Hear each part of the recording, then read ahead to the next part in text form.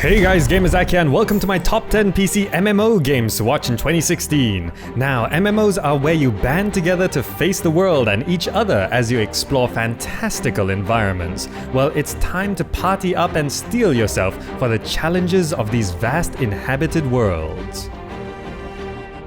First up, we've got Crowfall by ArtCraft. Calling itself the unholy love child of Game of Thrones, Walking Dead, and EVE Online, combining MMORPG with RTS, internally being called a throne war simulator. The game is split to procedurally generated systems, each being a unique campaign. Each campaign will go through a cycle of life and death and will last between 1 month to a year. Gather resources, build fortresses, and survive against hostilities as the world becomes harsher and more inhospitable. Starting on Kickstarter and raising over double its goal, fundraising has continued and now has crossed $6 million. It looks amazing and sounds highly ambitious, so let's hope everything promised is delivered.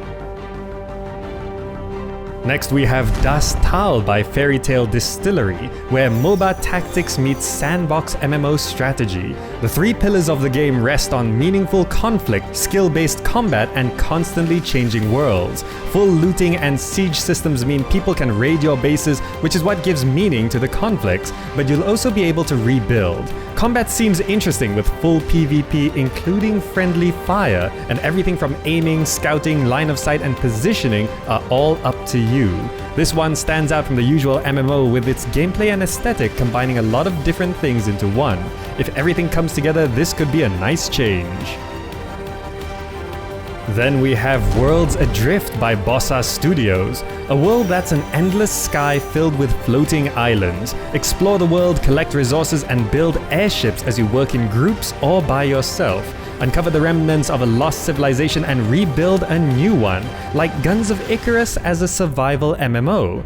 It sounds exciting, but not too much has been seen so far, and it looks like there's a ways to go. There's promise, but don't get overly hyped just yet.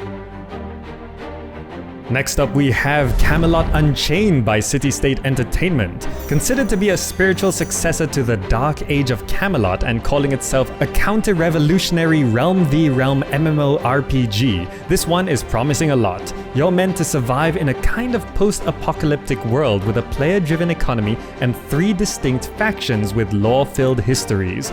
Realm v Realm battles on a massive scale are also meant to be a focus. It's going to be subscription-based, but they promise a solid experience and no money grabs, raising $2 million on Kickstarter and continued fundraising now approaching $4 million. This one should have enough to deliver on its promises.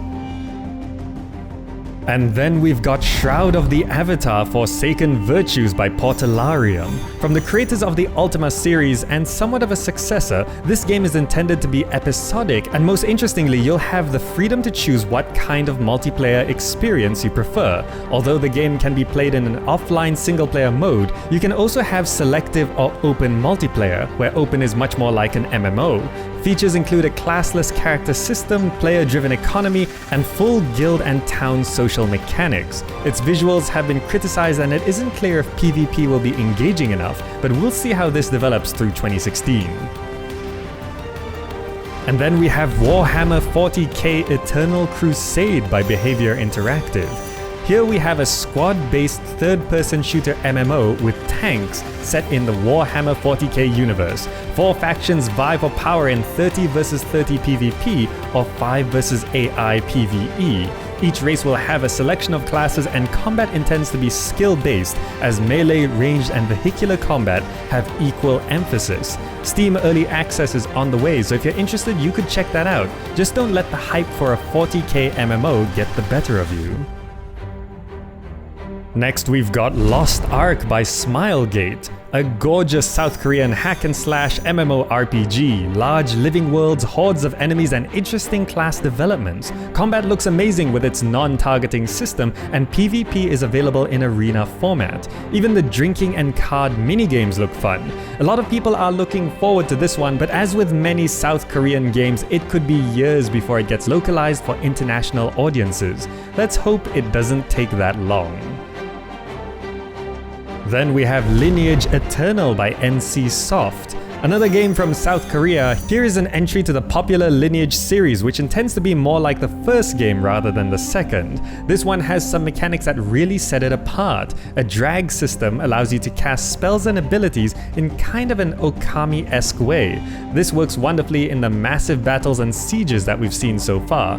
It's fast-paced and the hack and slash mechanics are complemented with some environmental interaction. It's looking absolutely amazing, and again we can hope that it gets an international release not too long after.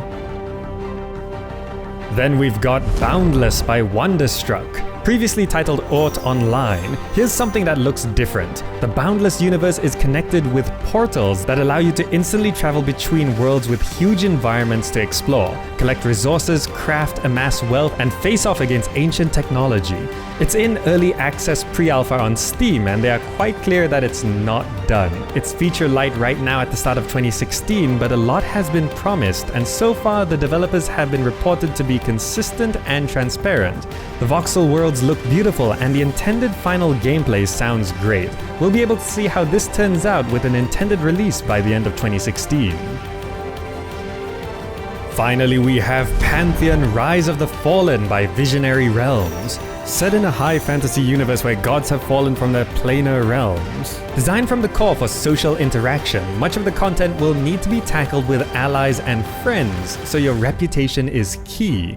A number of interesting systems are meant to set this game apart, such as climate, colored mana, progeny, and the perception systems. It was unsuccessful on Kickstarter, but development and crowdfunding continues on their site. Alpha and beta are scheduled for 2016 with final release early 2017, and we'll see if the project manages to keep itself together over the coming year. And before I go, I'd like to mention two older titles receiving international releases. They are Blade and Soul and Black Desert. If you've been eyeing those for a while, you can now go check them out.